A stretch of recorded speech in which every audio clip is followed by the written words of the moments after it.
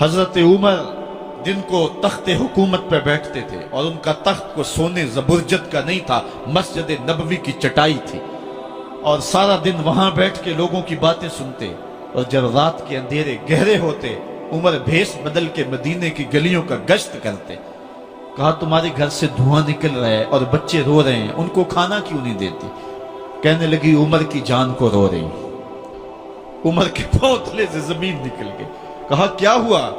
कहा 3 दिन से हमारे यहां खाने के लिए कुछ नहीं है, रोजाना बच्चे रोते हैं और मैं हंडिया के अंदर पत्थर डाल करके नीचे से आग डालती रहती हूं कि बच्चे इंतजार कर करके सो जाएंगे, कम वक्त सो भी नहीं रहे और वो पत्थर पकेंगे भी क्या, और मैं उमर की जान को रो रही हूं। हजरत उमर का कलेजा दहलने लगा। फौरन पलटे, वापस बैतुल माल में आए, घी का एक कनस्तर लिया, आटे की बोरी ली, मिर्च मसाला जात बहुत कुछ उठाया, अपने कंधे पे रखा, बोरी अपनी कमर पे ला दी। उमर बैतुल माल से निकले तो आपके खादम असलम ने देख लिया, आगे बढ़ा, कहा मेरे आका मैं उठाता हूं। उमर की आंखों में आंसू है। कहा असलम कयामत के दिन मेरा बोझ उठा लोगे? कहा कयामत के दिन तो अपना अपना बोझ उठाना पड़ेगा। कहा उमर को आज अपना ही उठाने दो। हजरत उमर वो घी का कनस्तर और वो आटे की बोरी सर पे उठाए हैं और उस खातून के घर जाते हैं और दस्तक देते हैं।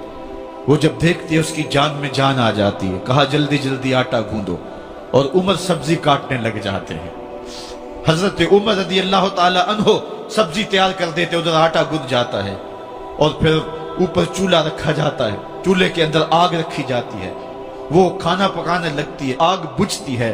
तारीख ने लिखा है आग बुझने लगती है, उमर झुक करके फूंके मारता है। उमर झुक झुक के फूंके मारता है। खाना पक गया और बच्चों के सामने खाना रख दिया, बच्चे खा रहे हैं। अब बच्चे रो रो के निढाल हो चुके थे। हजरत उमर अपने हाथों को और अपने घुटनों को और अपने पांव को जमीन पे लगा के, जिस तरह बकरी का बच्चा चलता है वेड़े के अंदर, कभी इधर चलते हैं कभी इधर चलते हैं, ताकि बच्चे मुझे देख के खुश हों और दिल में कहते उमर जितना रुलाया है अब इतना हंसाना भी पड़ेगा।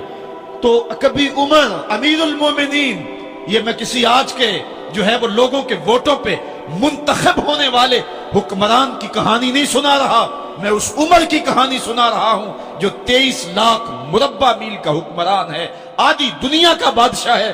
हजरत उमर जो है जिस तरह बकरी का बच्चा चलता है, इस तरह अपने हाथ और अपने घुटने जमीन पे टेक करके जो है वो इस तरह चलते हैं। बच्चे उमर को देख के मुस्कुराते हैं। जब बच्चे मुस्कुराने लगे तो हजरत उमर ने उस खातून से कहा बुढ़िया उमर को माफ कर दे। उसने कहा तू इतनी हमदर्दी क्यों करता है? कहा उमर बेचारा बड़ा फंसा हुआ है, फिक्र है उसको यरमूक को, फुस्तात हुलवान की, जब फतह है मिस्र तो तैयारी है ईरान की, आते जाते वफद से मुलाकात भी करता होगा और शब को मालूम हालात भी करता होगा, कांटों में उलझी हुई बेचारे की जान है, नींद उसको भी आती है, आखिर वो इंसान है, मेरी बहन उमर को माफ कर दे। उसने कहा ना ना उमर की बात मेरे सामने न कर, कयामत का दिन होगा, उमर का गिरेबान होगा और मेरा हाथ होगा। जब उसने ये बात कही तो उमर बर्दाश्त न कर सके, बच्चों की तरह बिलक बिलक कर रोने लगे। कहा वो बदनसीब उमर तेरे सामने है, आज ही कहला जो कहना है, कयामत के दिन मुझे माफ रखना।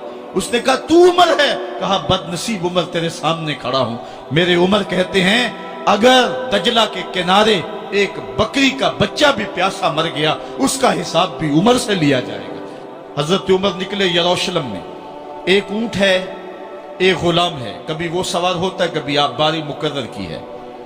जब करीब पहुंचे यरूशलेम के तो उमर की बारी नकेल पकड़ने की और गुलाम की बारी ऊपर सवार होने की आ गई। गुलाम ने कहा आका मैं मर्जी से अपनी बारी छोड़ता हूं, आप आ जाएं, दुश्मनों के मफतूहा इलाके में आ रहे हैं, ताजा ताजा इलाका फतह हुआ है, इस्लाम की शान शौकत जाहिर हो। उमर ने कहा इस्लाम की शान शौकत ऐसे जाहिर नहीं होती है, अपनी बारी पे तुम बैठोगे, अपनी बारी पे मैं बैठूंगा। लोग मुंतजर खड़े हैं। दूर से जब देखा कहा इसकी हैबत से कांपते थे हम, ये तो कोई हबशी लगता है, रंग काला है, होंठ मोटे हैं, इससे तो ज्यादा हसीन इसका गुलाम है जो आगे आगे चल रहा है। حضرت ابو عبیدہ نے کہا دھوکہ کھا رہے ہو، ہمارا آقا وہ نہیں ہے جو اونٹنی کے اوپر سوار ہے، ہمارا آقا وہ ہے جو لگام تھامے آگے آگے چل رہا ہے۔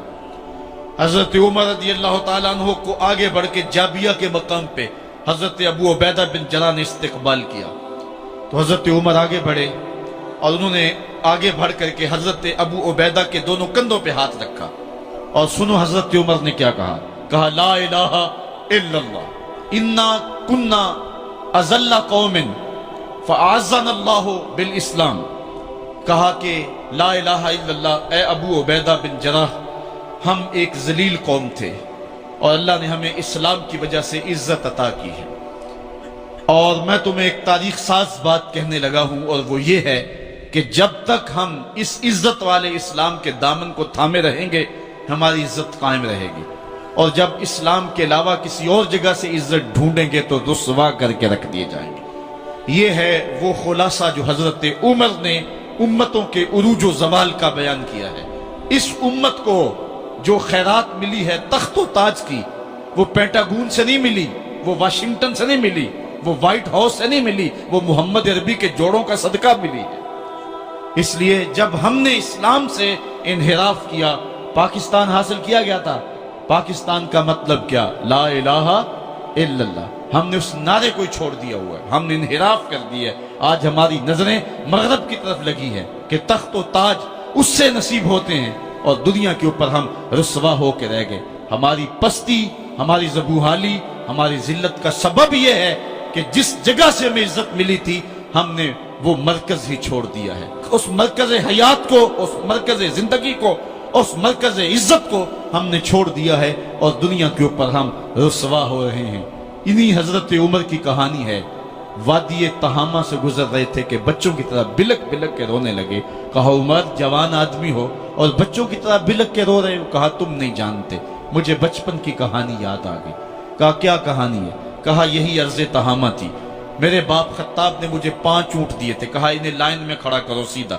میں آگے والا سیدھا کرتا تھا، پیچھے والا ٹیڑھا ہو جاتا، پیچھے والا سیدھا کرتا، آگے والا ٹیڑھا ہو جاتا۔ میرے باپ خطاب نے مجھے بڑا مارا۔ کہا ایک عرب کے بیٹے ہو کے تم سے 5 اونٹ لائن میں کھڑے نہیں ہوتے؟